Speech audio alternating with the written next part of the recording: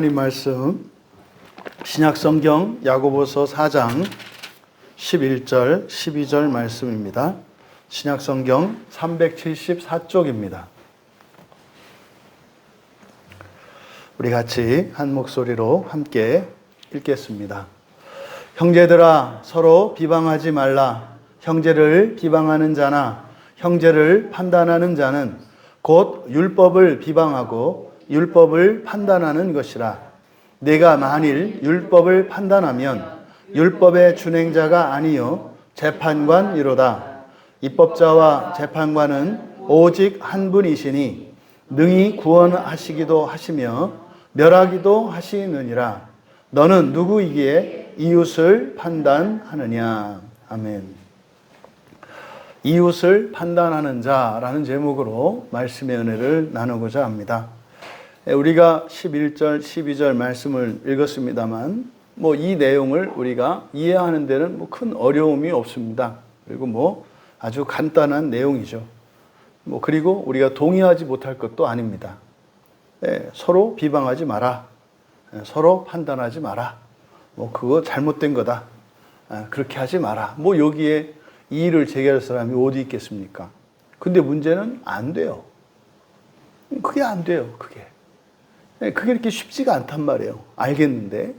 그러면 우리가 이 세상에 있는 교회에서 그 어떤 교회에 이렇게 교인들 간에 서로 비방하고 판단하지 않는 그런 교회가 있겠습니까? 거의 불가능에 가깝다 말이죠. 그런데 그런 일이 없을 수는 없겠습니다만 정말로 오늘 야고보의 말씀과 같이 서로 비방하지 않고 그리고 서로 판단하지 않기를 바라는 교회는 있을 수 있지 않습니까? 근데 과연 있을까요?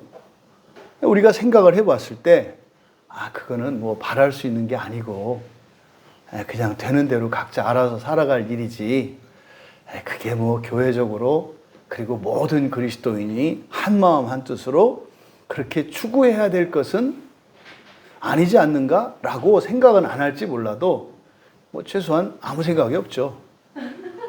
그러니까 이게 성경에서 이렇게 비방하지 마라, 판단하지 마라 이렇게 말씀을 하는데 전적으로 동의한단 말이에요. 그리고 이거는요, 그리스도인뿐만 아니라 세상 어떤 사람에게도 전혀 거리끼지 않는 말이에요. 다 동의하는 말이에요.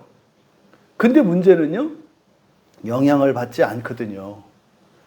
그런 얘기가 아닐 거다 이 말이죠. 이것이 율법적이고 어떤 도덕적인 이런 격언 정도라면 여기에 있을 리가 없거든요. 그러니까 지금 이 말씀이 그냥 언뜻 보기에는 참 별거 아니고 단순한 말씀이어서 그저 이제 우리가 이걸 지킬 거냐 지키지 말 거냐의 문제만. 그래서 모든 짐은 이제 공이 우리에게 오는 거죠. 우리 각자에게. 그래서 각 개인이 오늘 설교를 마치고 이제 우리가 삶의 자리로 돌아가면은 그래 오늘부터는 내가 비방하지 말고 판단하지 말고 살아야지 이렇게 결단 정도 하고 그리고 이제 해보면 이게 항상 그러잖아요. 세상이 문제거든요. 나는 비방 안 하려고 하는데 꼭 비방 받을 짓을 하잖아요. 나는 판단 안 하려고 하는데 꼭 판단 받을 짓을 하잖아요. 그러니까 어지간하면 안 하는데 이건 어지간하지가 않으니까 말이죠. 그러니까 말씀과 우리의 현실 속에서 그러니까 이 말씀이 물정을 몰라. 교회 물정을 모른다고. 그러니까 이게 틀린 얘기는 아닌데 좋아. 근데 사람을 몰라도 너무도 모르고 나를 몰라도 너무도 모르고 우리를 몰라도 너무도 몰라. 그리고 이렇게 묵힌 채로 이게 2000년이 흘러왔단 말이에요. 왜 그럴까? 그러니까 이 말씀의 의미가 우리에게 바로 깨달아지지 않았기 때문인 거죠. 그래서 아주 간단하고 평범한 말인 것 같습니다만 오늘 부디 이 말씀을 통해서 하나님께서 우리에게 하시고자 하시는 그 참된 진리가 깨달아질 수 있는 그런 이 시간이 되기를 바랍니다. 그래서 참으로 최소한 우리 광야교회 공동체만은 정말 서로 비방하지 않고 서로 판단하지 않게 되는 것을 목표로 삼고 그것을 위해서 끊임없이 추구하며 은혜를 구하며 살아갈 수 있는 우리 모두가 되기를 바랍니다. 자, 그렇다면 우리가 이 문맥을 살펴볼 때 실제로 지금 야고보서 4장 11절과 12절의 말씀이 원래의 이 안에 담긴 그 진리가 드러나는데 방해받았던 근본적인, 아주 1차적인 이유가 무엇이냐면 이 야고보서가 전체의 처음부터 끝까지 관통하는 어떤 주제가 있는 게 아니라 그냥 이렇게 단편적이고 파편적인 이런 격언들을 담고 있는 잠언과 같은 것이다라고 하는 전제에 동의를 하고 있었어요. 야고보서를 볼 때 말이에요.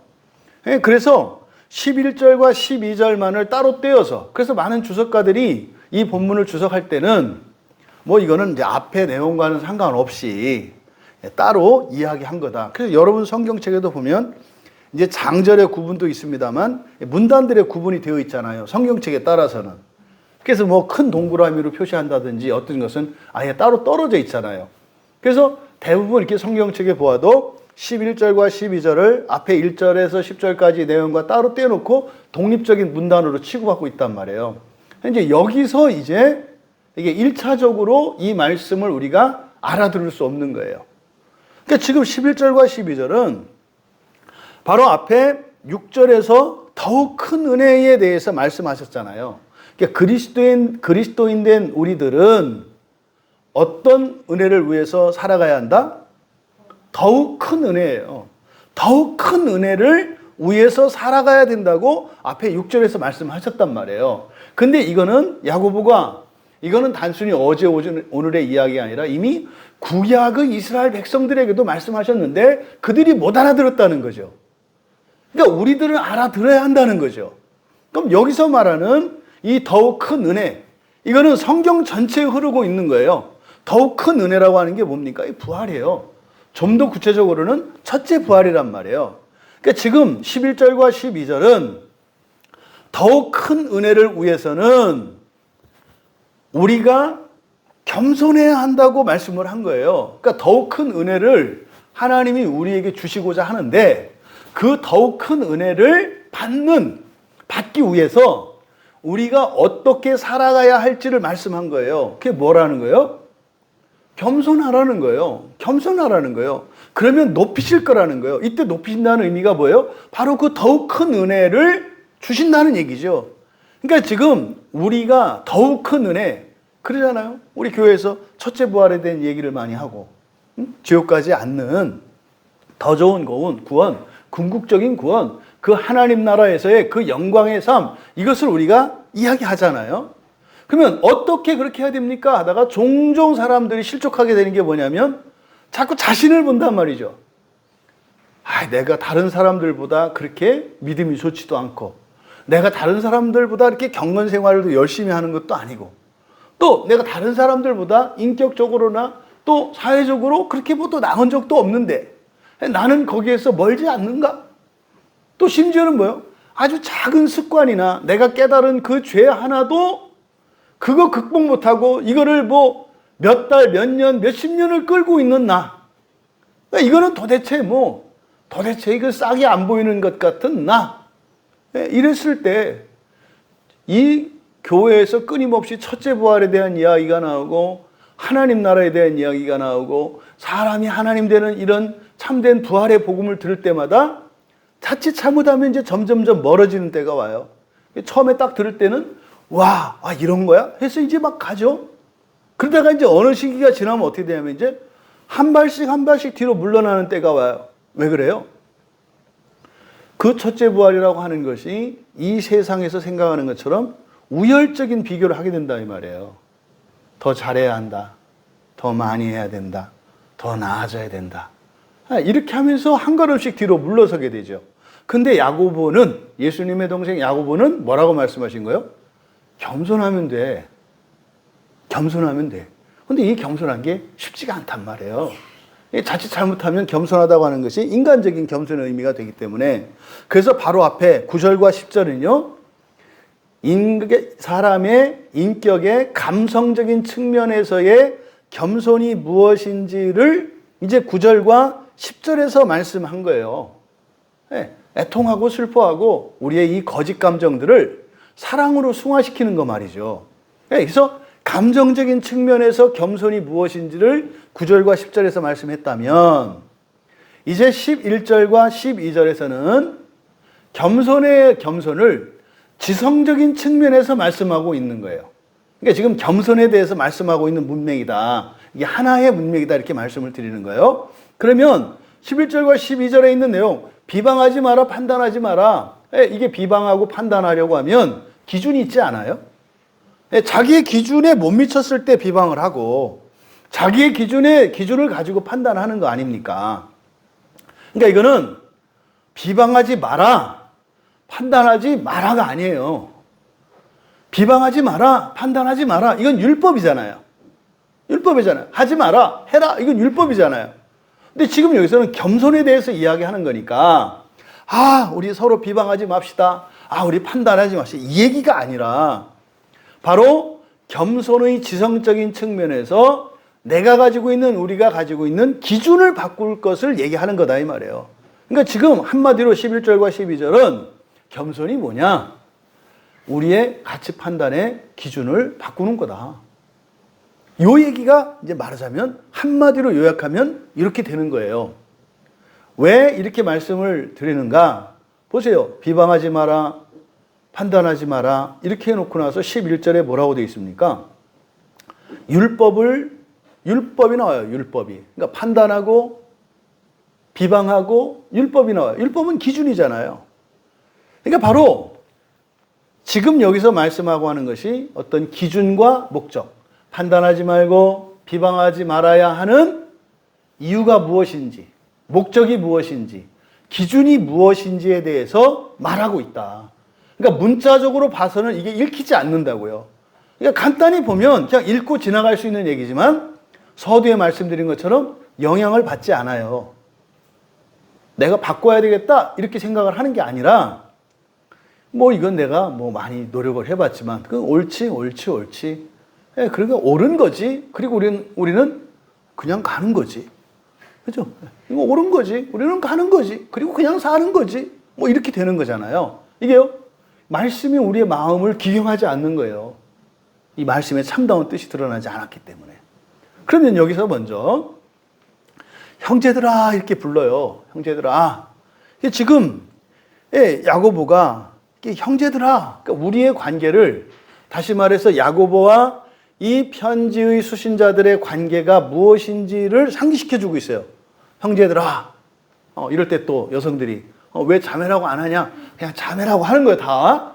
그러니까 형제 자매들아, 이런 거죠. 그러니까 우리의 관계가 무엇인지. 여러분, 형제 자매는 어떤 관계입니까? 한 부모의 한 자식들이에요. 한 부모의 한 자식들이에요, 우리가. 이것을 상기시키는 거죠. 그러니까 우리들의 관계는 어떤 관계다? 한 부모님, 한 배에서 나온 한 형제 자매들이야. 이 이야기를 하는 거죠. 그리고 나서 서로 비방하지 마라 그랬어요. 근데 여기서 이 명령문이 현재 명령을 쓰고 있거든요. 그러니까 이제 성경의 헬라어에서 명령문을 이제 명령을 할 때 이렇게 이제 부정과거형으로 명령할 때가 있고 현재형으로 명령할 때가 있어요.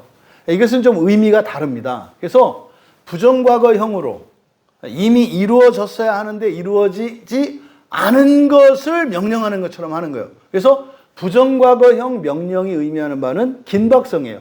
그리고 즉각성이에요. 너무 늦었다는 거예요. 이거는 진즉에 했어야 되는 거야. 이건 되어 있었어야 하는 거야. 그런데 그렇게 하고 있지 않은 거야. 그러니까 지금 당장 해 라고 하는 의미를 나타낼 때 부정과거 명령으로 하고, 현재형으로 현재 명령을 할 때는 첫째가 지속성이에요. 이거는 지속성이고 절대적인 거예요. 이거는 영원한 거야. 이거는 계속되어야 하는 거야. 그러니까 이거는 바뀔 수 없는 거야. 이런 의미거든요. 그러니까 여기서 서로 비방하지 말라고 하는 이 현재의 명령, 현재형 명령이 의미하는 게 뭡니까? 형제는 서로 비방할 수 없는 거고, 절대로 비방해서는 형제가 아니야. 이 말이에요. 근데 우리는 지금 형제들이거든? 근데 실존은 어떻다는 거예요? 서로 비방한다는 거죠. 서로 판단한다는 거죠. 그러니까 원래 우리는 형제야. 그 형제 자매끼리는 그런 거 없는 거야. 이렇게 해서는 이게 형제 자매가 아니야. 동의하시죠?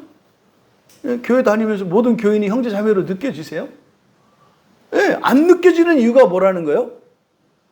비방하고 판단하기 때문에 형제 자매로 느껴지지 않는다는 거예요. 그러니까 이 현재 명령을 통해서 일단 우리에게 깨우쳐 주는 바가 뭡니까? 원래 우리는 서로 비방하거나 판단하지 않는 거구나. 그런 건 원래 없는 거구나. 없는 거구나. 근데 왜 그런 생각이 든다고요? 거짓 감정에 의해서 우리의 지성이 작동되기 때문이란 말이에요. 그러니까 이성적으로 우리가 그런 건 없는 거야? 그럼 어떻게 돼요? 이렇게 하고 싶은 충동들이 일어나고 해야 될 것 같은 어떤 생각이 일어났을 때 그것을 어떻게 해요? 쳐서 단련시켜야 되는 거예요. 바로 이것을 현재 명령형으로 나타냄으로써 이것을 말하고 있다.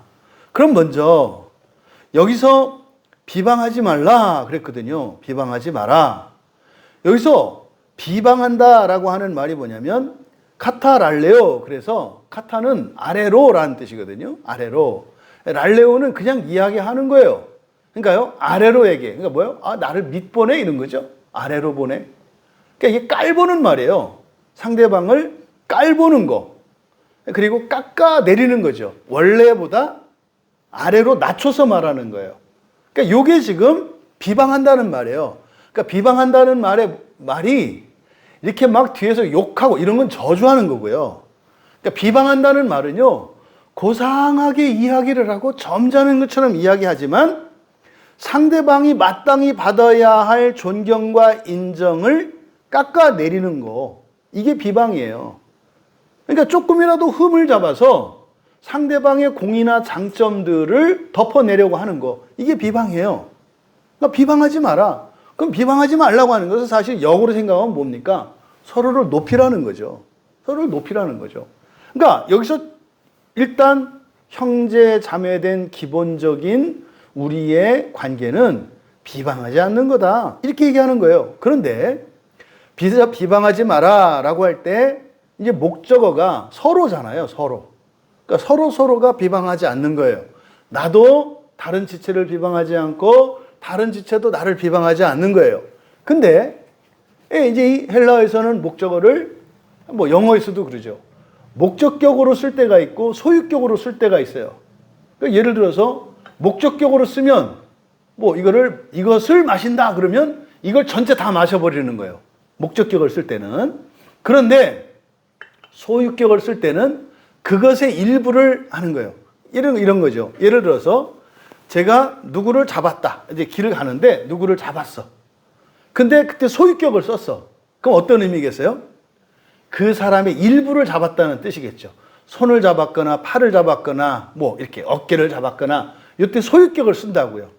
근데 그 사람 전체를 잡았어. 그럴 때는 어떻게 해요? 이때는 목적격을 쓴단 말이에요.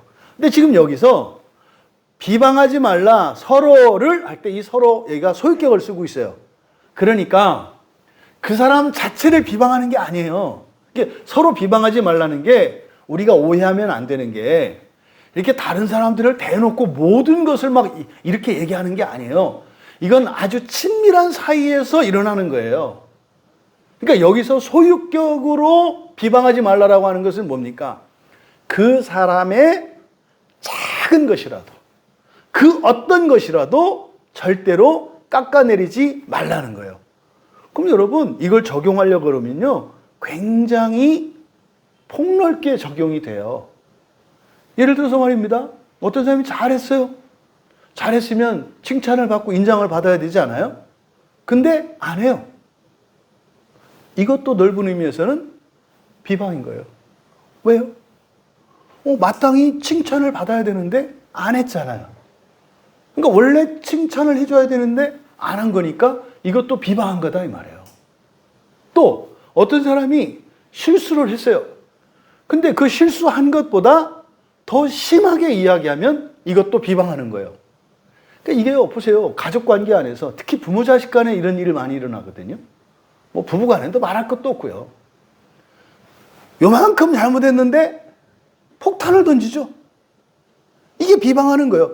그러니까 거기에서 하는 저주나 화내는 건 말고 어쨌든 대하는 태도 자체가 비방하는 거다 이 말이에요. 그러니까 상대방이 한 실수 잘못보다 더 큰 실수 잘못을 하는 거. 여러분, 우리 이렇게 살지 않아요? 왜요? 묵혔다고 하니까. 또 우린 착하니까 참고 묵혔다가. 그러니까요, 사실은 어떤 사건은 아주 사소한 사건이 일어났는데 거기다가 확 쏟아내잖아요. 그러니까 비방하지 않으려면 어떻게 해야 돼요? 그때그때 하셔야 돼요. 이거 적금 들어가지고 개날 이렇게 날 잡으시면 안 돼요. 이게 비방이 되는 거예요. 그러니까 이게 서로 비방하지 말라라고 할 때 목적격이 소유격이고, 그리고 비방한다라고 하는 이 말이 원래의 상태보다 깎아내리는 것이라고 했을 때, 이거는 그냥 우리가 이렇게 윤리적으로 도덕적으로 말하는 뭐 비방하고 그런 얘기가 아닌 거예요. 더군다나 오늘날 이 우리들이 사용하는 말 자체가 비방하는 말이에요. 사용하는 말 자체가. 심지어는 농담 자체도 비방하는 말을 써요. 지금은. 이 시대가 그래요, 이 시대가. 그러니까 이거는 이렇게 단지 이렇게 나쁘게 욕하고 이런 의미가 아니라 굉장히 무거운 말이라고요. 그러니까요, 우리가 이 세상을 살면서 서로 한 형제로, 한 지체로 이렇게 형제로 자매로 살아가는 일이 얼마나 우리가 주의를 기울여야 하는 일인지를 가르쳐 줘요. 쉽지 않아요. 적지 않은 교회들이 우리가 정말 가족 같은 교회로 지냅시다. 우리가 한 지체가 됩시다. 우리가 한 형제, 한 자매가 됩시다. 뭐 이렇게 다 이야기는 하잖아요. 그런데 오늘 야고보서에서는 그렇게 얘기하는 거예요. 비방한다면 절대로 그렇게 될 수 없다. 또 우리는 사실은 원래 그렇게 하는 거 아니다. 그런데 우리의 사고방식과 우리의 습관과 이런 것들이 비방하는 문화 속에서 비방하지 않으면 이상한 것 같은 세상에서 살고 있어요.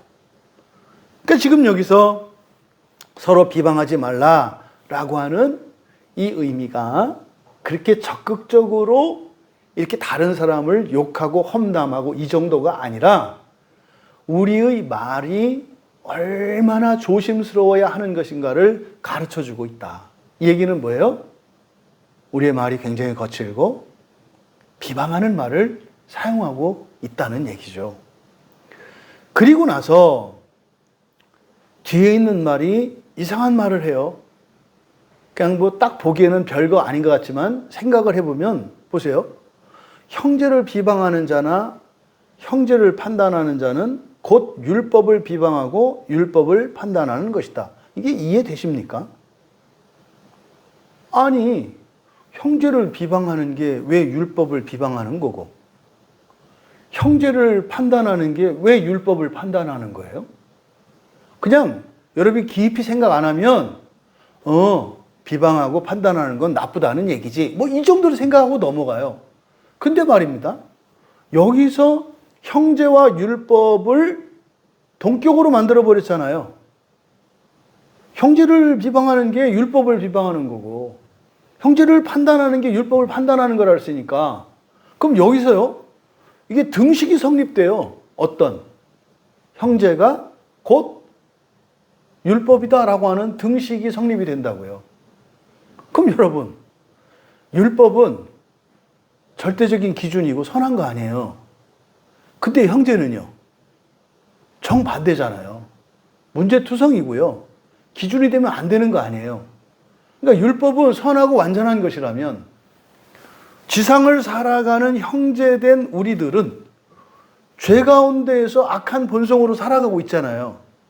그러니까 성격이 절대로 같을 수 없는 거예요. 정반대예요. 정반대. 근데 어떻게 형제가 율법이 되는가? 이거는 사실은 그래서 이해할 수 없는 거라고요. 이 얘기는 그런 거거든요. 불완전한 거나 완전한 거나 똑같이 취급하라는 거거든요. 선한 거나 악한 거나 똑같이 취급하라는 거예요. 이게 여러분 받아들여지십니까? 선한 사람한테는 선하게 대하고 악한 사람한테는 악하게 대하는 거 아니에요? 그러니까 예수님이 하셨던 말씀이 생각나는 거예요. 원수를 사랑하라고 하신. 그러면은 원수를 사랑을 했으니까 친구는 미워하는 건가? 이 얘기가 아니잖아요. 그러니까 지금 여기서 형제와 율법을 이렇게 동격으로 만들어버린, 동일시한 이것이 사실 우리에게는 이해되지 않는다. 굉장히 어려운 말씀이에요. 율법을 따르라고 하면 우리는 우리가 하나님의 법을 판단하십니까, 여러분이? 안 하잖아요. 어떻게 하나님의 법을 판단해요? 그 율법에 눌려서 사는데. 에고에고 소리가 절로 나오잖아요. 율법 때문에. 율법으로 인해서 죄책감을 가지고 살고 있고 두려워 떨고 있잖아요. 그럼 우리가 율법을 대하는 것처럼 형제를 대하나요? 아니죠. 율법은 무서워 죽겠고요. 형제는 미워 죽겠는 거잖아요. 우리가 율법을 미워하진 않잖아요. 그렇죠? 그러니까 지금 이게 되게 어려운 말이라고요. 근데 지금 여기서 율법이라고 번역을 해 놓았습니다만은 사실은 율법 하면 뭐라고요? 율법은 모세의 율법을 말하는 거예요. 율법은. 그래서 율법 그러면 원래는 정관사가 붙은 율법이에요. 그래서 그것이 의미하는 바는 모세의 율법을 의미한다고요. 우리가 일반적으로 얘기하는 율법이라는 것은 구약 성경에 있는 모세를 통해서 주신 율법을 의미해요. 근데 신약 성경에서는 그 율법을 이야기할 때가 있고 그냥 법을 얘기할 때가 있다고요. 그때 법은 각 나라 각 족속들이 가지고 있는 것도 법이 될 수 있다고 그랬죠. 이해되시죠? 그러니까 율법은 모세의 율법을 줄여서 말하는 거예요. 근데 법이라고 할 때는 모든 게 법이 돼. 여러분도 법이 있다고요. 여러분들이 가지고 있는 어떤 기준들이 있잖아요. 이것도 법이에요. 주관적인 법이고 개인적인 법이죠. 그리고 시대적이고 문화적인 민족적인 법들이 있는 거잖아요. 또 우리나라는 우리나라의 법이 있잖아요. 그때는 그냥 법이란 말이에요. 그래서 율법과 법을 구분해야 하는데 지금 여기에서 형제를 판단하고 형제를 비방하는 것은 법을 비방하는 것이고 법을 판단하는 거다. 이렇게 되어 있다 이 말이에요. 그래서 이때 이 법을 율법과 동일시하면 안 된다. 그러면 여기서 왜 형제와 법을 동일시했을까? 이게 고민인 거예요.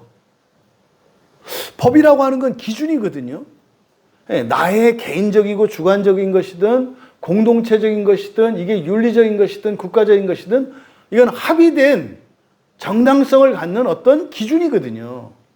근데 이거를 왜 형제와 자매와 동일시했을까? 이게 이해가 안 되는 거예요. 아니, 왜 형제를 비방하고 판단하는 게 그 법을 비방하고 판단하는 거라고 얘기를 하지? 이게 이제 알아내기가 힘든 거예요. 이게 무슨 말인지 모르겠는 거예요, 제가. 도대체 이게 뭘까? 가만히 생각을 해보니까 이 하나님이 주시는 은혜죠. 여러분, 신약에서 법은 몇 개가 있습니까? 신약에서 법은 보통 하나님 사랑, 이웃 사랑인데 그는 하나의 법이에요. 그 법이 바로 사랑의 법이죠. 야고보께서 지금 여기서 말씀하는 게 이 법이라고 하는 게 무슨 법을 말하는 거예요? 사랑의 법을 말하는구나. 예수님께서 우리들에게 주신 법은 딱 하나예요. 뭐예요? 사랑의 법이에요. 사랑의 법. 그러니까 사랑의 법, 사랑하라는 거죠. 그러니까 형제를 비방하고 판단하는 것은 사랑의 법을 비방하고 판단하는 거야. 라고 하니까 이해가 되잖아요. 그렇구나. 그렇구나. 여러분, 구약의 율법이라고 하는 것은요, 심판의 기준이에요. 구약의 율법은. 정결하냐, 안 하냐. 그렇죠? 이거는 죽여야 할 것이냐, 살릴 것이냐 하는 심판의 기준이에요. 구약의 율법은. 그런데 예수님의 사랑의 법은 죽일 거냐, 살릴 거냐 하는 법이 아니에요. 이 법은 뭐예요? 도예요, 도. 길이에요, 길. 무슨 길? 구원에 이르는 길이에요. 그러니까 구약의 율법의 기능과 예수님이 우리에게 주신 사랑의 법의 기능과 목적과 가치가 달라요. 사랑의 길을 따라가면 살 거야 라고 하는 거지, 너 사랑 안 하면 죽일 거야, 이게 아니다 이 말이에요. 근데 율법은 어떤 거예요? 지키면 살 것이요 어기면 멸망할 것이다, 이게 율법이라고요. 그래서 여기에서 법은 율법이 아니라 바로 예수님이 우리에게 주신, 신약의 교회에 주신 그 법, 그 유일한 법, 사랑의 법을 의미하는 것이고, 이때 법이라고 하는 것은 심판하는 법이 아니라 뭐 하는 법이다? 우리를 인도하는 법이고 구원하는 길이다. 그러니까 보세요. 사랑의 법 자체가 심판하라고 주신 게 아닌데 그걸 가지고 뭐 하라고 주신 거예요? 살라고. 지금 이 문맥에서는요, 더욱 큰 은혜를 누리는 길이죠. 더욱 큰 은혜를 누리는 길로서 주신 거예요. 바로 요 이야기를 하려고 하는 거죠. 그러니까요, 아하, 형제를 비방하거나 판단하는 게 그 사랑의 법을 비방하고 판단하는 거야. 이게 무슨 말입니까? 형제를 비방하고 판단한다는 것은 예수님이 우리에게 주신 그 사랑의 법을 너희들 스스로 판단하고 그것이 아니라고, 그렇지 않을 거라고 말하는 거야. 뭐 이렇게 말씀을 하시는 거죠. 그러니까 우리는요, 사랑을 하는 행위가 중요한 게 아니라 사실은 우리는 주님의 법을 따라가는 게 중요한 거예요. 이게 겸손이라는 거죠. 이게 겸손이라는 거죠. 여러분, 바로 앞에 10절과 연결 지으면 어떻게 되겠습니까? 바로 앞에 10절에서 뭐라고 하셨어요? 낮춰라. 그러면 높이실 거다 그랬잖아요. 낮춰라. 그럼 높이실 거다. 그럼 여기서 낮추라고 하는 이 의미가 뭐겠습니까? 그냥 주님의 그 법을 따라가는 거예요. 이게 낮추는 거예요. 그럼 높이신다는 건 뭐예요? 더욱 큰 은혜를 받는 거잖아요. 첫째 부활하는 거잖아요. 그럼 보세요. 우리가 다 지킬 수도 없어. 네? 그 사랑의 법을, 그러니까 비방하지도 않고 판단하지 않을 수도 없어. 왜? 나도 모르는 새 하고 있는걸요. 아니, 나도 모르는 새 그건 아니라고 생각을 하고, 나도 모르는 새 이렇게 상대방을 깎아내리고 그렇게 하고 있는걸요. 그러니까 이거를 완전하게 해라 이게 아니라 그렇게 하려고, 그렇게 하면 어떻게 하냐, 이게 겸손한 거라는 거예요. 안 되는 줄 알면서도, 안 되는 것 때문에 괴로워하면서도 계속 그렇게 하라는 거예요. 이게 겸손한 거라는 거예요. 그러면 주님이 어떻게 하신다? 높이실 거다. 그러니까요, 이건 공로가 아니에요. 이건 공로가 아니에요. 그냥 하는 것 뿐이에요. 왜? 주님이 내어주신 길이니까. 그러니까 그 길을 따라가는 거니까. 이게 겸손이라고요. 너희들이 겸손해서 이렇게 하면 되는 거야가 아니라 겸손하면 높이실 거다. 겸손과 높이는 것은 전혀 별개의 일입니다. 겸손과 별개는, 이거는 별개의 일이에요. 다만 이건 약속이죠. 겸손하면 내가 높일게. 겸손하면 첫째 부활에 참여하게 내가 할게. 이 얘기잖아요. 그러니까 지금 여기서 말씀하고자 하는 바는 뭡니까? 그러니까 형제를 사랑하라고 하는 거죠, 사실은. 근데 형제를 사랑하라고 하는 말이 어떻게 사랑해야 돼요? 구체적으로 가르쳐 주신 거죠. 형제는 어떻게 사랑하는 거다? 비방하지 않고 판단하지 않는 거다. 그러니까 우리가 형제를 사랑한다고 할 때, 형제를 사랑하는 것은 엄격히 말한다면 사랑의 법을 따르는 거지 그 형제를 사랑하는 게 아니에요. 이게 이해가 되십니까? 사랑할 수 없어요, 우리는. 형제는 원래 그렇게 하는 건데 우리가 아직 부활하기 전에는 여전히 이 거짓 감정에 휘둘려서 잘못된 판단을 내리게 되고 비방하면서 이렇게 살게 되어 있어요. 근데요, 그렇게 하지 않으려고 노력하고 애써요. 그러니까 사실은 사랑하려고 하는데 우리는 사랑할 수가 없어요. 그러니까 어쨌든 그렇게 노력하는 게 사실은 사랑하려고 하는 거잖아요.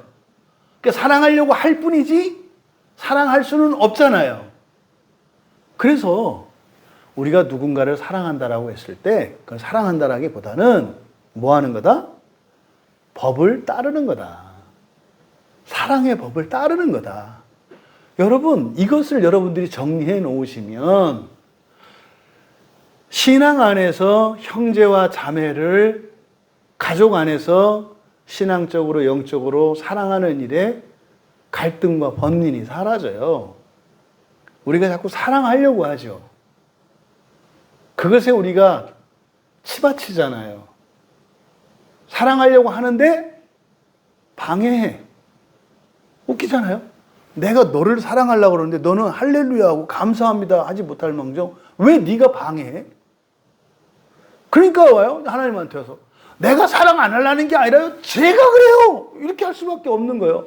왜요? 사랑할 수 없는데 사랑하려고 하니까. 사랑할 때 우리가 기억해야 하는 것은 사랑하는 게 아니라 뭐다? 사랑의 법을 따르는 거다. 사랑의 법을 따르려고 하는 거다. 이게 겸손이란 말이에요. 우리는 사랑할 수 없다는 것을 알아야 해요. 또 다른 사람들도 사랑받을 만한 사람이 없다는 걸 알아야 해요. 이거는 깎아내리는 게 아니에요. 실존이에요.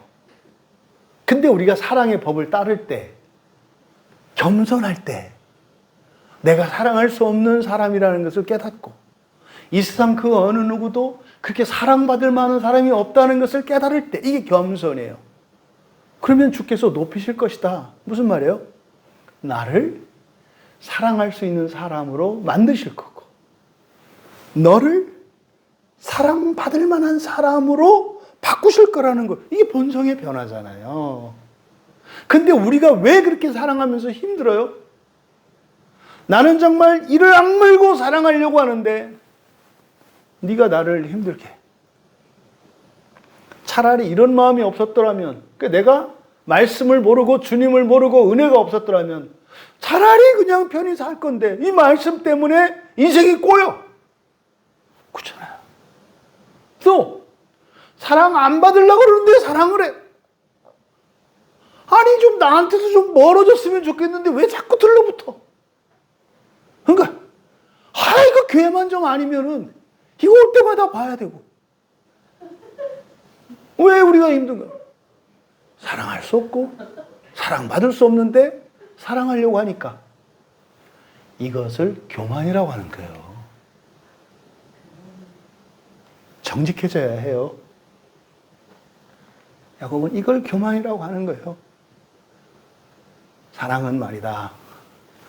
내가 너희를 높여서 내가 너희를 변화시켜서 사랑받을 수 있고 사랑할 수 있는 거지.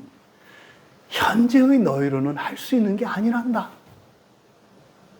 너희대로 하라는 게 아니라 내가 그렇게 하게 할게. 이게 본성의 변화예요. 이게 11절에 있는 11절의 상반절에 있는 내용이에요. 그러니까요. 쉽지 않은 내용이에요. 이거를 어떻게 이렇게 금방 알겠어요. 그리고 나서 이어서 그러나 네가 법을 판단한다면 율법의 행위자가 아니라 재판관이다. 예, 이 사랑의 법이라고 하는 것은 심판하는 법이 아니라 길이라고요. 길.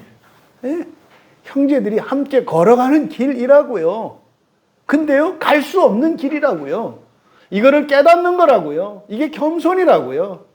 그런데도 그 길을, 법을 따르려고 할 때 하나님이 주님께서 우리를 높이실 거라고요.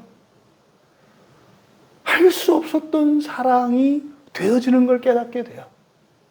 정말 눈꽃만큼도 사랑받을 만한 자격이 없던 사람에게 조금 빛이 생기는 거예요. 이것이 하나님이 높이시는 것을 우리가 깨닫는 거죠. 그런데 내가 그 법을 판단한다면, 예? 네가 법을 판단한다면, 율법은 전부 법으로 바꾸세요. 이 법을 판단한다면 율법의 준행자가 아니요 재판관, 준행자라고 하는 것은 행하는 사람이에요. 행하는 사람. 포예오의 명사형, 그러니까 행하는 사람. 그러니까 율법을 행하는 사람. 그러니까 행하는 사람이 아니요 재판관이다. 여러분, 하나님이, 그러니까 예수님이 우리에게 주신 이 사랑의 법은요, 이해될 수 없는 거예요. 이해할 수 없는 거예요, 우리가요. 그러니까 사람의 이성으로는요, 이해할 수 없고요. 사람의 능력으로는요, 할 수 없는 거예요. 사랑할 수 있다고 생각하는 것은 착각이라니까요. 근데 여러분, 우리가 이해할 수 없고 우리가 할 수 없는 그 사랑의 법, 이것을 우리는 어떻게 해야 돼요? 그냥 겸손하게 순종해야 되거든요. 이게 행하는 거예요. 이게 우리의 마땅한 도리거든요. 그런데 재판관이라는 건 뭐겠습니까? 이거는 이루어질 수 없는 거야 라고 판단을 내린 거죠. 그리고 누구는 그렇게 할 수 있지만 누구는 할 수 없는 거야. 자기 기준을 갖고 판단. 이 재판관은 자기 기준이 있는 사람을 말하잖아요. 예수님은 우리더러 그냥 사랑하라고 하셨는데, 우리가 사랑할 수 있는 조건과 사랑할 수 있는 대상과 사랑할 수 있는 나의 상태나 이런저런 기준을 가지고 있다고요. 이거를 재판관이라고 얘기한 거예요. 이게 뭐 한 거예요? 이게 교만이잖아요. 예수님이 주신 사랑의 법은 절대적인 기준이 되어야 하는데, 우리가 가지고 있는 판단에 따라서 할 수도 있고 할 수 없다라고 하는 이런 판단을 내리잖아요. 우리 기준으로. 그러니까 주님의 사랑의 법이라고 하는 그것을 기준으로 삼지 않고 나의 생각을 기준으로 삼는 것, 이게 교만이다 이 말이에요. 그러면요, 사랑의 길은 누구를 위해서 주신 거죠? 우리를 위해서 주신 거예요. 그러면 이 준행자라고 하는 것, 사랑의 길을 따라 걷는 것은 누구를 위해서 걷는 겁니까? 나를 위해서 걷는 거예요. 나를 위해서. 뭐를 위해서? 더욱 큰 은혜를 위해서. 지옥 가지 않고 부활하려고. 에? 그런데 판단한다라고 얘기하는 것은 뭐예요? 그 구원의 길을 가기를 중단하는 거잖아요. 그럼 그거의 결국은 뭐예요? 지옥에 들어갔다가 나오는 거예요. 이게 재판관이라고 하는 의미거든요. 여러분, 우리가 이해할 수 없는 그 하나님의 법을 판단하고 또 조건들을 우리들이 만드는 이것은 우리의 기준이에요. 이거는 말입니다, 교만이에요, 교만. 성경에 있는 모든 법은 사실상 절대적이고 유일한 구원의 길이거든요. 그러니까 우리가 그 길을 그냥 따라서 가야 하는 거예요. 그런데 우리가 판단한다 이 말이죠. 이것을 교만이라고 하고, 이해할 수 없고 도저히 할 수 없는 것 같고 하고 싶지 않을 때도 하나님의 말씀을 유일한 절대적인 오류가 없는 기준으로 삼고 가는 거, 이것을 겸손이라고 한다고요. 그러니까 성경에서 우리에게 말씀하는 겸손이라고 하는 게 굉장히 높은 수준이 아니에요. 정상이에요, 정상. 사람이 하나님의 말씀을 따르는 게 기본 아닙니까?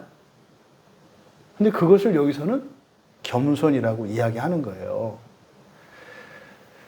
그때 하나님께서 우리를 높이시는 것을 보게 될 것이다. 우리는 재판관이 아니라 사랑의 법을 따라야 하는 사람들인 것을 잊지 말아야 할 겁니다. 여기에 방해받는 게 뭐예요? 나의 기준과 주님이 주신 이 법이에요. 근데 자꾸만 우리가 실패했던 이유는 뭐예요? 사랑하려고 했기 때문에, 사랑받으려고 했기 때문에 이게 문제가 되는 거예요. 우리는 사랑하고 사랑받는 것이 아니라 뭐 하는 거다? 주님의 법을 따르는 거다. 그러면 주님이 우리를 사랑할 수 있게 하시고 사랑받을 수 있게 하신다. 이게 11절의 내용인 거예요. 12절은 입법자와 재판관은 오직 한 분이시니 능히 구원하시기도 하시며 멸하기도 하시느니라. 너는 누구이기에 이웃을 판단하느냐. 입법자는 뭡니까? 법을 만드는 분, 그렇죠? 재판관은 뭡니까? 그것을 지켰는지 안 지켰는지 판단하는 분. 그런데 판단은 누가 하는 거다? 법을 만든 분이 하는 거다. 우리가 사랑의 법을 만들었습니까? 사랑의 법은 주님이 만드신 거예요. 우리는 절대로 사랑의 법을 만들 수 없어요. 우리더러 법을 만들려고 그러면 어떻게 하겠어요? 아주 잘 만들면요. 어쨌든 그냥 될 수 있는 대로 사랑하는 쪽으로 해라.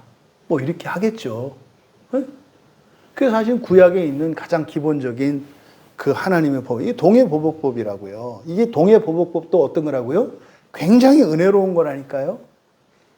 누가 너를 한 대 때리거든 딱 한 대만 때려라. 이게 엄청나게 은혜로운 거라니까요. 말씀드렸잖아요. 여러분이 누군가에게 모욕당하고 수치를 당했어. 에? 그대로만 갚아주면 풀려요? 아니라 했죠? 가다가 생각나서 다시 와서 몇 대도 때리고 가는 거라니까요. 근데 그대로만 하라는 거, 이게 쉽지가 않아요. 왜요? 피해를 당한 사람은요, 그 사실을 사실로만 인식하는 게 아니라 거짓 감정이 뻥튀기를 시켜가지고 당한 건 요만큼인데 내 마음에 남는 건 핵폭탄급으로 이게 터져요. 그래서 감정이, 거짓 감정이 많으면 많을수록 정말 조심해야 돼요. 그런 사람들에게 조약돌 하나 딱 떨어지면은 그게 거짓 감정이 많은 사람들에게는 그게 히로시마에 떨어진 원자폭탄만큼 되거든요. 그러니까 던진 나는 수류탄도 아니고 모의 수류탄이야. 훈련용. 나무를 깎아서 만든 거. 그랬는데 히로시마처럼 나 폭파가 당했어. 그 진짜로 폭파가 당한 거예요. 그러면 모의 수류탄을 던진 내가 한 거라고 생각을 하겠어요? 아니 이건 터지지도 않는 폭발물인데 완전히 도시가 쑥대밭이 됐잖아요. 그러니까 던진 사람은 절대로 내가 했다고 생각할 수 없어요. 왜? 이건 터지지도 않는 거라니까요. 그런데요, 거짓 감정에 사로잡혀서 상처를 입은 사람은 어떻게 돼요? 터진 내가 있는데 네가 폭탄을 안 던졌다고? 뭐 이렇게 되는 거예요. 그러니까 아니 나는 지금 도시가 완전히 폐허가 됐는데 폭탄도 안 던졌대. 이게 미치고 환장을 노르시죠. 이런 거예요, 이런 거. 여러분, 우리가 착각하지 마셔야 되는 것은 판단하는 사람은 법을 만든 사람이에요. 법을 만든 사람만 판단하는 거예요. 그럼 보세요. 예수님을 믿는 기독교인들이 자기가 아는 지식을 가지고 옳다 그르다를 이야기하는 게 무한 행동이에요? 자기가 성경을 만들었다고 생각하는 거예요. 내가 알고 있는 바로는 그게 맞다고 생각할 수 있지. 그럼 내 지식을 가지고 판단하려고 하잖아요. 근데 야고보는 뭐라고 얘기하시는 거예요? 판단하는 존재는 그걸 만든 존재만 판단하는 거야. 그러니까 사람에게는 애시당초 판단의 권한이나 그럴 만한 자격이 있어요, 없어요? 없는 거예요. 지금 요 얘기를 하는 거죠. 그러니까 입법자와 재판관은 오직 한 분이다. 그러니까 판단하는 것은 법을 만든 분만 판단하는 거야. 이게요, 여러분, 구원의 수준이나 구원의 방식이나 이거는 누가 판단하는 거예요? 그걸 만드신 하나님이 판단하는 거예요. 근데 지금 세상에서 보세요. 얼마나 많은 그리스도인들이 구원에 대해서 판단을 하고 있는지. 믿음으로 구원받는다, 행위로 구원받는다, 뭐로 구원받는다, 뭐로 구원받는다. 그럴 때 우리는 이제 물어봐야 되는 거예요. 아, 구원을 만드신 분이세요? 이렇게. 입을 다물어야 되는 거잖아요. 그죠? 구원에 관해서, 우리의 신앙에 관해서 하나님이 구원하실 일들에 대해서 판단할 수 있는 능력이나 자격이나 권한이 우리에게는 없어요. 이 얘기를 가르쳐 주는 거죠. 근데 우리가 얼마나 판단을 하냐고요. 이게요, 구원과 이런 영적인 것만 관련된 게 아니죠. 일상생활에 대해서도 그런 거예요. 예? 집에서 밥을 먹어요. 맵다, 짜다 할 수 있는 사람은 누군가요? 그거를 만든 사람인 거예요. 여러분의 가족들이 음식을 먹다가 뭐 짜네 이러거든. 아, 만드셨어요? 이렇게 물어보면 되는 거예요. 이게 뭔 말이야? 짜다는데. 성경에서 판단하는 것은 만드는 사람만 하는 거래요. 싱거울 때는 내가 싱겁게 한 이유가 있고요. 짤 때는 짠 이유가 있는 거예요. 그러면은 드시는 분은 어떻게 하면 되는 거고요? 내 입맛에는 짜구나. 그런데 이게 좋은 것이구나. 라고 먹으면 되는 거예요. 판단할 게 아니라. 명쾌하지 않아요? 그 어떤 것도 직접 자기가 한 사람이 아니고서는 판단할 게 아니다. 그러니까 옆에서 누군가가 무슨 일을 하는데 콩 나와라, 대추 나와라 이렇게 하면 뭐라고 하면 되는 거예요? 아, 이 일을 직접 하신 거예요? 여러분, 우리가 얼마나 이렇게 판단하고 그렇게 비방할 수 있다는 생각을 갖고 있어요. 이게 무슨 생각이에요? 자기가 창조주라는 생각이에요. 조금 참으세요. 부활하실 때까지. 부활할 때까지 참으세요. 그때는 여러분들이 만드시고 판단도 하실 수 있어요. 아직은 아니에요. 아직은. 그래서 입법자와 재판관은 하나다. 이 말은 뭐예요? 만든 사람만 판단할 수 있다. 만든 사람만 판단할 수 있다. 이것만 가지고도 우리의 실생활에 적용을 하면 얼마나 큰 유익이 되고 우리가 얼마나 엉터리로 살고 있는지를 깨닫게 돼요. 그러면서 그 한 분이 누구냐? 구원도 멸하기도 할 수 있는 분이다. 그래요. 구원하시기도 하고 멸하시기도 하시느니라. 그러니까 여기서는 이렇게 멸하기도 하고 구원하기도 한다. 이렇게 하면 이게 이렇게 심판의 개념으로 이렇게 흘러가요. 이게 뭐예요? 구원하실 수도 있고 멸할 수도 있는 분. 이런 거예요. 그럼 보세요. 판단은 또 누가 하는 거라요? 구원할 수도 있고 구원할 수도 있고 멸할 수도 있는 존재가 판단하는 거래요. 그러면 맛없다 하거든. 그럼 물어보면 되죠. 아하, 맛있게 만들 수 있으시군요. 그럼 네가 하면 돼요. 그러니까 이게 판단한다는 이게 자기 기준을 가지고 이렇게 하는데 그게 잘못됐다고 생각하면 고치실 수 있다는 얘기죠. 그럼 어떻게 하면 될까요? 뭐 소금 2숟가락에 설탕 1숟가락을 넣을까요? 가르쳐 주세요. 이렇게 하면 되는 거죠. 그런 거죠. 알아서 해. 그러면 내가 판단하는 거네요. 무슨 말이야? 그게 성경의 가르침이에요. 구원할 수도 있고 멸할 수도 있는 이가 뭐 하는 거다? 판단하는 거다. 판단하는 거다. 그러니까요. 자기가 할 수 없는 것에 대해서는 판단하면 돼요? 안 돼요? 안 되는 거예요. 안 되는 거예요. 여러분, 그러니까 우리는 여러분이 태어날 때 자기가 자기를 태어나게 하신 분 있어요? 없어요. 우리는 그거를 불평불만의 원인으로 삼죠. 왜 나를 낳냐고. 그렇게 말하면 안 되고 나는 어떤 존재인 거예요? 나는 판단할 존재가 아니라 그냥 순종하고 행할 존재인 거죠. 그게 하나님의 창조 섭리예요. 사람이 자기 운명을 선택하고 태어나는 게 아니라 그냥 태어나게 된 것, 이것을 통해서 우리에게 가르쳐주는 참된 진리는 뭐예요? 아, 내가 뭘 판단하고 이럴 존재가 아니구나. 그런데 우리가 예수 그리스도를 믿음으로써 그리스도로부터 우리에게 위임이 되죠. 자유의지가 주어지죠. 이제 그것을 가지고 우리가 시행착오를 가지고 거치면서 살아갈 수가 있는 거예요. 주체적으로. 이게 아샤의 창조지 않습니까? 하지만 절대로 우리가 겸손해야 되는 것은 뭐예요? 하나님의 말씀이에요. 하나님의 말씀에 대해서는 우리가 판단할 수 없는 거다. 왜? 이게 겸손한 거야.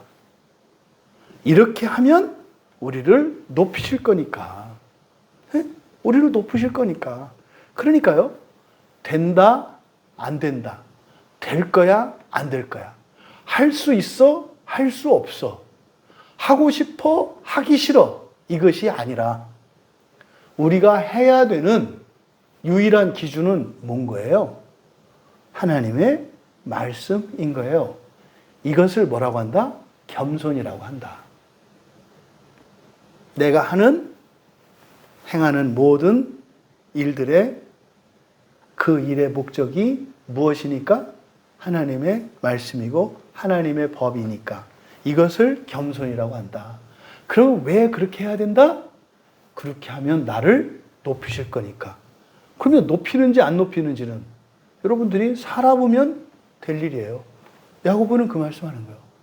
겸손한 자를 주께서 어떻게 하신다? 높이신다. 더욱 큰 은혜를 주신다. 그래서 우리가 겸손해야 하는 것이고 우리가 판단하지 말고 하나님의 법을 따라야 하는 것이다. 이렇게 말씀을 하고 너는 누구이기에 이웃을 판단하느냐 그래요. 그러나 이렇게 접속사가 생략되어 있어요. 그러나 너는 누구이기에 이웃을 판단하느냐? 이게 무슨 말이에요? 너는 뭐하고 있다? 이웃을 판단하고 있다는 거죠. 근데 여기서 이웃이라고 번역된 이 말이 플레시온이거든요. 이 플레시온은 그냥 가까이라는 뜻이에요. 바로 옆에. 가까이 바로 옆에. 앞에서는 형제들아 서로 비방하지 마라 그랬잖아요. 우리가 그리스도 안에서 예수를 믿는 사람들은 형제가 되고 자매가 되었어요. 그렇죠? 그러면요. 우리 광야교회 교인이 아니라 하더라도 다른 교회에서 신앙생활하고 있는 이들도 우리의 형제요 자매인 거죠. 그잖아요. 근데 그들은 그만두고 세상에 있는 모든 그리스도인들은 다 그만두고 너희들은 누구를 판단하고 있다고요? 이웃이라고 하는 게 뭐예요? 가까이 있는 형제예요. 가까이 있는 형제, 가까이 있는 자매를 판단하고 있다는 거예요. 그러나 너희는 그냥 모든 형제 자매가 아니라 한 교회 안에서 또 친하게 지내고 있는 그런 너의 형제 자매도 판단하고 있어. 요게 지금 그러나 이웃을 판단하고 있는 너라는 말이에요. 이건 무슨 말입니까? 너는 참 교만하다. 너는 더욱 큰 은혜를 받을 수 없다. 현재의 상태가. 그러나 이웃을 판단하고 있는 너는 누구냐? 그럼 너는 누구냐? 너는 누구냐? 여러분은 누구세요? 예수를 믿고 신앙생활을 하는데 더욱 큰 은혜를 원하는 신자입니까? 아닙니까? 여러분은 누구시냐고요? 그럼 우리 좀 판단 좀 해볼까요? 대부분의 교인들이 어떤 신자예요? 더욱 큰 은혜를 누리는 신자들입니까? 그냥 일반적으로 받는 은혜를 사모하는 사람들입니까?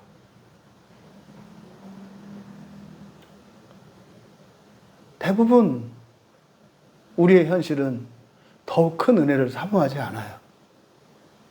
더욱 큰 은혜를 더 사모하지 않아요. 더 좋은 부활을 이야기도 안 해요. 심지어는 더 좋은 부활을 이야기하면 틀렸다고 막 판단해요. 아니, 구원을 만드신 하나님이 은혜도 큰 은혜가 있고 더욱 큰 은혜가 있다고 하고, 구원도 구원이 있고 더 좋은 구원이 있다고 하고, 부활도 그냥 부활이 있고 더 좋은 부활이 있다고 성경에 말씀하는데, 하나님의 말씀을 따르기는 고사하고 겸손은 고사하고 교만 정도가 아니라 오히려 어떻게 해요? 하나님의 말씀을 쳐버리고 있는 이 시대, 영적인 어둠이죠. 영적인 어둠이에요. 그럼 여러분 스스로는 늘 기억하세요. 나는 누구인가? 여러분들이 일상생활에서 마음이 무너지고 일이 힘들고 지칠 때 여러분 스스로에게 자꾸 물어보십시오. 나는 누구인가? 더 큰 은혜를 원하는 자인가? 그저 은혜를 원하는 자인가? 은혜는 아무 데서나 다 와요. 사람이면 다 와요. 하지만 더욱 큰 은혜는 오직 예수 그리스도를 통해서만 와요. 지금 야고보서에서는 사랑의 법을 가지고 말씀하고 있어요. 또 그럼 너는 누구냐 했을 때 두 번째로, 그럼 내가 더욱 큰 은혜를 원하는 사람이야. 알겠어. 그러면 이제 그런 나에게 한 번 더 물어봐야 해요. 그럼 내가 더욱 큰 은혜를 원하는 사람인데, 그러면 더욱 큰 은혜를 위하여 살고 있느냐? 그렇지 않느냐를 또 물어봐야 돼요. 더욱 큰 은혜를 원하는 것만으로 되는 게 아니에요. 이게 우리들이 다 넘어야 되는, 개인적으로 넘어야 되는 신앙의 또 다른 한계인 거예요. 처음에 첫째 부활이 뭔지 알고 하나님의 나라가 뭔지 알고 사람이 하나님 되는 게 구원이라는 걸 알았어요. 이게 더 큰 은혜잖아요. 그거를 사모하게 되었어요. 근데 그게 끝난 게 아니에요. 왜? 나는 더욱 큰 은혜를 위하여 살아오지 않았거든. 나는 그냥 은혜를 위해서 살아왔거든. 그래서 나의 습관과 루틴들을 점검해 보셔야 돼요. 내가 과연 그 더욱 큰 은혜를 위해서 살고 있는지, 그렇지 않은지. 만약에 내가 더욱 큰 은혜를 원하지 않고 살아왔던 사람이라면 그 사람은 또 물어보아야 돼요. 그래, 그러면 네가 더욱 큰 은혜, 그 첫째 부활과 사람이 하나님 되는 그 더욱 큰 은혜를 목표로 살아오지 않았던 너의 인생이 과연 만족스러운 인생이고 계속 그렇게 살아도 되는가를 물어보아야 해요. 분명히 답할 거예요. 이렇게 살아서는 소망이 없다는 거. 이렇게 사는 것은 그냥 버티고 간신히 사는 거라는 거. 언제 나도 그만두고 무너질지 모른다는 거. 이것을 알게 될 거예요. 그래서 너는 누구냐라고 하는 이 질문을 통해서 과연 내가 무엇을 바라는지, 또 내가 바라는 그것을 위해서 살고 있는지, 또 내가 바라는 그것이 과연 나에게 만족이 되고 소망이 되는지를 물어보아야 한다. 이것을 함축하고 있는 질문이 너는 누구냐라는 거예요. 여러분, 그리스도인은요, 더욱 큰 은혜를 소망하며 살아야 하고요. 그거 이외에는 우리를 만족시킬 수 있는 게 없어요. 또 우리는 그것을 위해서 우리의 모든 걸 다 바꾸어야 합니다. 왜냐하면 우리는 그것을 위해서 살아야 한다는 걸 알지도 못했고, 또 더욱 큰 은혜를 위해서 살아가는 것이 우리에게 기쁨이 되거나 보람이 되지 않아요. 오히려 거치는 것이 된다고요. 우리의 자유가 박탈당하는 것 같고, 나의 기쁨과 즐거움을 희생해야 되는 것 같은 이런 착각을 하게 된다 이 말이에요. 그래서 우리는 그 그리스도께서 우리에게 주시려는 더 큰 은혜를 위해서 살아가야 한다. 근데 말입니다, 이 더욱 큰 은혜는 어떤 은혜라고요? 주셔야 받는 은혜예요. 주셔야 받는 은혜예요.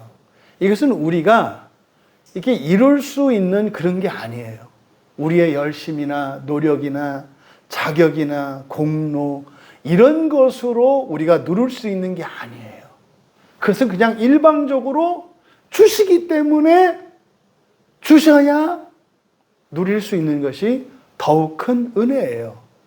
그런데 오늘 야고보는 우리에게 그 분명한 길을 가르쳐 주셨어요. 뭐 하면 된다? 겸손하면 된다. 겸손하면 된다. 그런데 겸손하는 게 지성적으로 어떻게 적용해야 한다? 비방하지 말고 판단하지 말고. 이게 바로 예수님이 우리에게 가르쳐 주신 사랑의 법의 실천적인 적용이라고 우리에게 가르쳐 주신 거예요. 여러분, 첫째 부활의 소망이 좀 가까워지셨습니까? 막연하고 흐릿한 게 아니라 구체적으로 여러분들에게 보여지셨습니까? 다 그렇게 되었기를 바랍니다.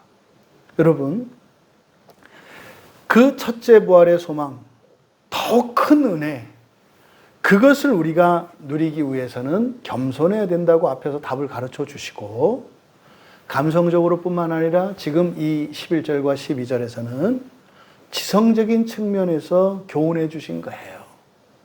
사랑의 기준을, 그리고 사랑의 목적을 바꿔라.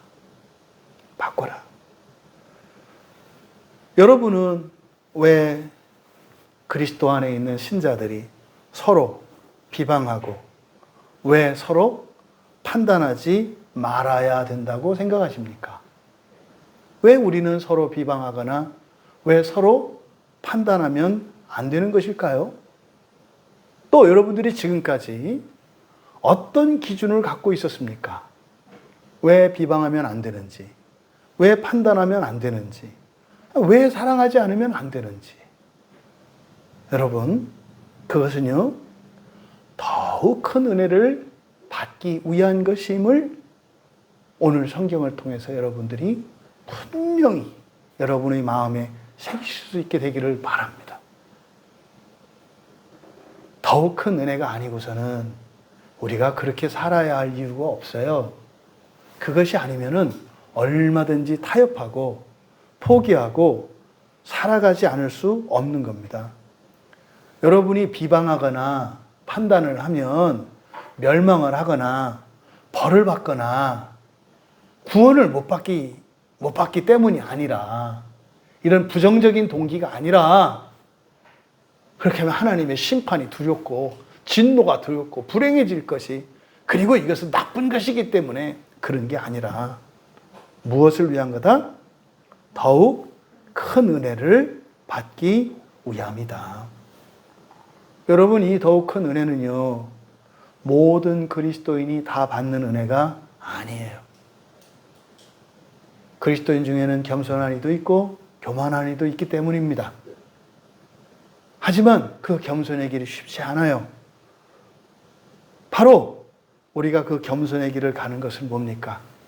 우리로서는 도저히 얻을 수 없고 다다를 수 없는 그 더욱 큰 은혜를 주시겠다는 주님의 약속을 믿고 가는 거죠.